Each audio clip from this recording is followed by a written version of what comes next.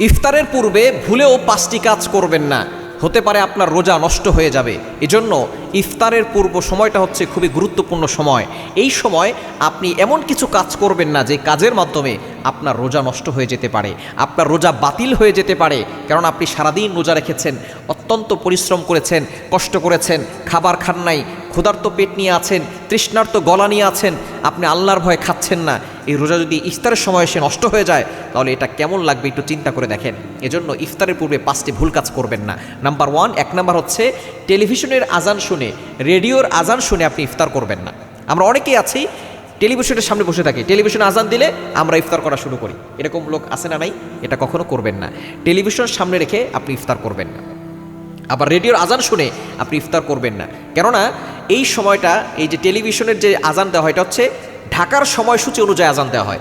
কিন্তু আপনার যেই দেশ আছে, যে এলাকা আছে, ওইখানে হয়তো কিছু আগে হতে পারে, কিছু পরে হতে পারে। আপনি যদি দেখা যাচ্ছে আপনার ইফতারের সময় হচ্ছে 6টা 5-এ, কিন্তু ঢাকার সময়সূচি 6টাতে আজান দিয়ে দিছে, আপনি টেলিভিশন অনুযায়ী খাবার খাচ্ছেন, আপনি ইফতার করা শুরু করে দিয়েছেন, আপনার রোজা বাতিল হয়ে গেছে। এই জন্য আপনার রোজা নষ্ট করা যাবে না। টেলিভিশনের সামনে বসে থাকবেন না, আপনি এই সময় জিকির আজকার করবেন, আপনি আল্লাহর কাছে দোয়া করবেন, আল্লাহ তাআলা আপনার সকল দোয়াগুলো এই সময় অ্যাকসেপ্ট করবেন, কবুল করে নেবেন। দ্বিতীয় নাম্বার হচ্ছে দেরিতে ইফতার করবেন না। আমরা অনেকেই আছি তাড়াহুড়া করে দেরিতে ইফতার করি, মনে করি যে দেরিতে ইফতার করলে মনে আল্লাহ খুশি হবে না। আল্লাহ তাআলা আপনাকে অর্ডার করেছেন, আপনি খাওয়া বন্ধ করেছেন, আল্লাহ আপনাকে হুকুম দিয়েছেন এই ওয়াক্ত অনুযায়ী আপনি সাথে সাথে ইফতার করা শুরু করবেন। এটাই হচ্ছে আল্লাহর অর্ডার মানা। অনেকে মনে করে দেরি করলে ইফতার করলে মনে আল্লাহ খুশি হয়। আজান হোক অথবা না হোক, সময় হয়ে গেছে, আপনি ইফতার করতে পারবেন, কোনো সমস্যা নাই। দেরিতে ইফতার করতো ইহুদিরা, দেরিতে বর্তমানে শিয়ারা ইফতার করে, তারা দেরিতে ইফতার করে। নবী সাল্লাল্লাহু আলাইহি ওয়াসাল্লাম সবসময় ইহুদিদের বিরোধিতা করেছে। এই যে আশুরা রোজা, যখন তিনি মদিনায় আসছেন রাসূলুল্লাহ সাল্লাল্লাহু আলাইহি ওয়াসাল্লাম, তখন দেখে ইহুদিরা রোজা রাখে, আশুরা রোজা। কেন তোমরা রোজা রাখো? মুসা আলাইহিস সালাম এই দিনে বিজয় লাভ করেছেন, ফিরআউন দুনিয়া থেকে বিদায় হয়েছে, মুসা আলাইহিস সালাম শুকরিয়া আদায় করার অর্থে রোজা রাখতেন। রাসূলুল্লাহ সাল্লাল্লাহু আলাইহি ওয়াসাল্লাম বললেন তাহলে তো আমরাও এই দিনে রোজা রাখবো, তবে আশুরার রোজা আমরা একটা রাখবো না, আমরা 2টা রাখবো, হয়তো 9-10 রাখবো অথবা 10-11 রাখবো। সুতরাং ইহুদিদের বিরোধিতা করতে হবে। শিয়ারা এই ইফতার দেরিতে করে, ইহুদিরা দেরিতে করে, আমরা দেরিতে করব না, যখনই সময় হবে সাথে সাথে ইফতার করা শুরু করব।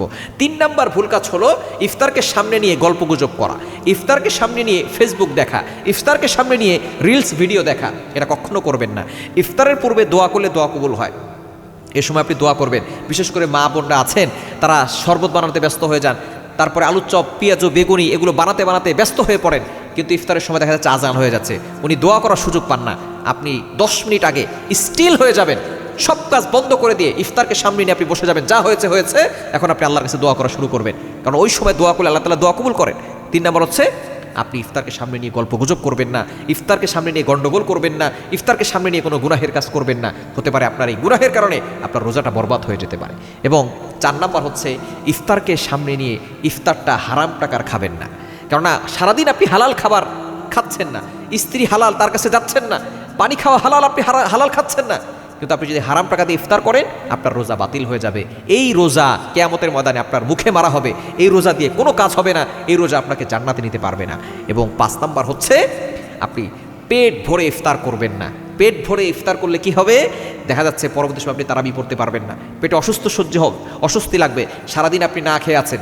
এরপর যদি আপনি মিষ্টি জাতীয় শরবত খাচ্ছেন 2 গ্লাস, আবার খেজুর খাচ্ছেন, আবার ভাজা পোড়া খাচ্ছেন, এরপর আবার বিরিয়ানি খাচ্ছেন, আবার খেজুরি খাচ্ছেন, এই যে এমন পেট খালি থাকা অবস্থায় এমন কিছু খাবার আপনি পেটের ভিতরে ঢুকাচ্ছেন, আপনার পেট বুঝতে পারতেছে না যে কোন খাবার কোন দিকে যাবে।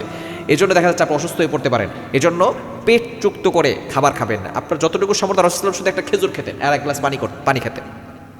আর আমরা ভিআইপি ধরনের আয়োজন করে থাকি। ইফতার যে আয়োজনের জন্য এসেছে রোজা, আমরা সেটা ভুলে যাই ইফতারের সময়। সারাদিন না খেয়ে থাকি যদিও, কিন্তু ইফতারের সময় আমরা এমনভাবে খাওয়া শুরু করি মনে হয় পুরো দুনিয়াটা আমরা খেয়ে ফেলবো। এটা করবেন না। আপনি অল্প খাবার খাওয়ার চেষ্টা করবেন এবং অসহায় মানুষকে দান করানোর চেষ্টা করবেন। ইফতার কাউকে খাওয়ানোর পরে খোটা দিবেন না, লোক দেখানোর জন্য ইফতার করবেন না। এই কাজগুলো করলে আপনার রোজা নষ্ট হয়ে যেতে পারে।